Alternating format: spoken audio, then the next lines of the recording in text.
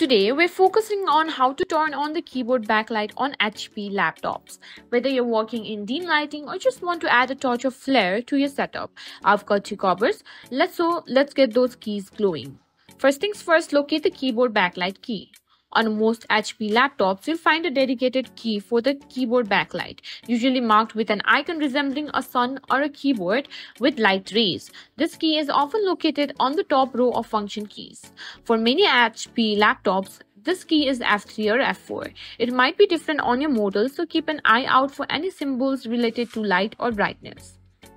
Next step is to use the function key. To activate the backlight, you typically need to press the backlight key while holding the FN key, which is located at the bottom left corner of the keyboard. So for example, if the backlight key is F4, you'd press FN and F4 together.